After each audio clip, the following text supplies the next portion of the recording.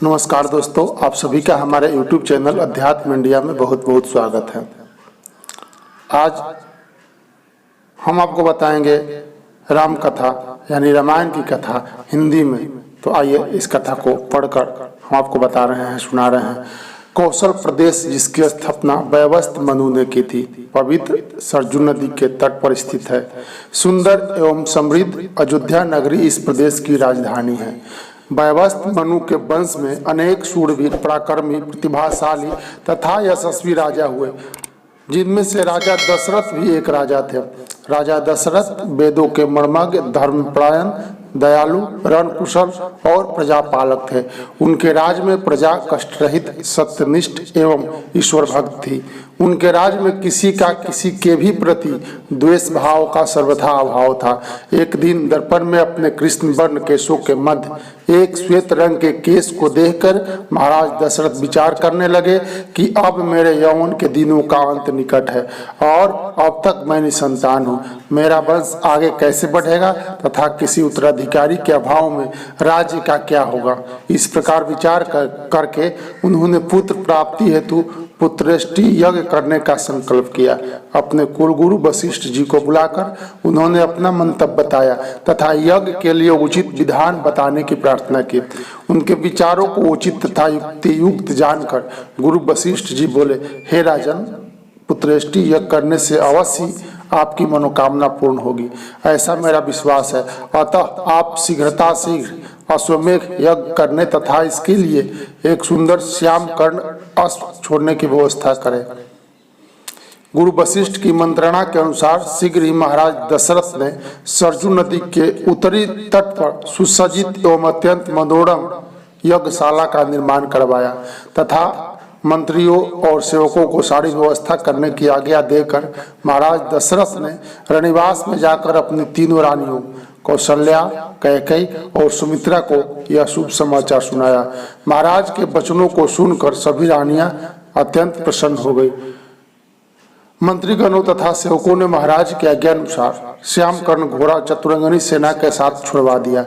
महाराज दशरथ ने देश देशांतर के मनस्वी, तपस्वी, विद्वान, ऋषि मुनियों तथा वेद विज्ञान पंडितों को यज्ञ संपन्न कराने के लिए बुलावा भेज दिया। निश्चित समय आने पर समस्त अभ्यागतों के साथ महाराज दशरथ अपने गुरु वशिष्ठ जी तथा अपने परम मित्र अंग देश के अधिपति लोमपाद के जमाता श्रृंग ऋषि को लेकर यज्ञ मंडप में पधारे। इस प्रकार महान यज्ञ का विधिवत शुभारंभ किया गया। संपूर्ण वातावरण वेदों की ऋचाओं के उच्च स्वर में पाठ से गूंजने तथा संविधा की सुगंध से महकने लगा। समस्त पंडितों, ब्राह्मणों, ऋषियों आदि को यथोचित धन, धान, गौ आदि भेंट कर सादर विदा करने के साथ यज्ञ की समाप्ति हुई। राजा दशरथ ने यज्ञ के प्रसाद चरा को अपने महल में ले जाकर अपनी तीनों रानियों में वितरित कर दिया। प्रसाद ग्रहण के परिणाम स्वरूप परमपिता परमात्मा की कृपा से तीनों रानियों ने गर्भ धारण किया। जब चैत्र मास के शुक्ल पक्ष की 9वीं तिथि को पुनर्वसु नक्षत्र में सूर्य, मंगल, शनि, बृहस्पति तथा शुक्र अपने अपने उच्च स्थानों में विराजमान थे, कर्क लग्न का उदय होते ही महाराज दशरथ की बड़ी रानी कौशल्या के गर्भ से एक शिशु का जन्म हुआ, जो कि श्याम वर्ण, अत्यंत तेजोमय, परम कांतिवान तथा अद्भुत सौंदर्यशाली था। उस शिशु को देखने वाले ठागे से रह जाते थे। इसके पश्चात शुभ नक्षत्रों और शुभ घड़ी में महारानी कैकेयी के एक तथा तीसरी रानी सुमित्रा के 2 पुत्रों का जन्म हुआ। संपूर्ण राज्य में आनंद मनाया जाने लगा। महाराज के 4 पुत्रों के जन्म के उल्लास में गंधर्व गान करने लगे, अप्सराएं नृत्य करने लगी, देवता अपने विमानों में बैठकर पुष्पवर्षा करने लगे। महाराज ने उन्मुक्त हस्त से राजद्वार पर आए हुए भाट, चारण तथा आशीर्वाद देने वाले ब्राह्मणों और याचकों को दान दक्षिणा दी। पुरस्कार में प्रजाजनों को धन, धान तथा दरबारियों को रत्नाभूषण तथा उपाधियां प्रदान किया गया।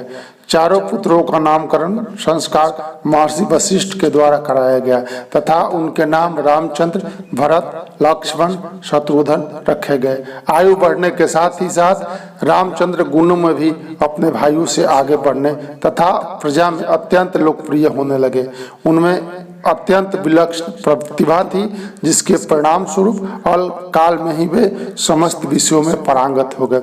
उन्हें सभी प्रकार के अस्त्र शस्त्रों को चलाने तथा हाथी, घोड़े एवं सभी प्रकार के वाहनों की सवारी में असाधारण निपुणता प्राप्त हो गई। वे निरंतर माता पिता और गुरुजनों की सेवा में लगे रहते थे। उनका अनुसरण शेष 3 भाई भी करते थे। गुरुजनों के प्रति इतनी श्रद्धा भक्ति इन चारों भाइयों में थी, उतना उनमें परस्पर प्रेम और सौहार्द भी था। महाराज दशरथ का हृदय अपने चारों पुत्रों को देखकर गर्व से चौड़ा हो जाता था। आज की कथा यहीं तक, आगे क्रमशः अगले एपिसोड में। जय श्री राम, हर हर महादेव।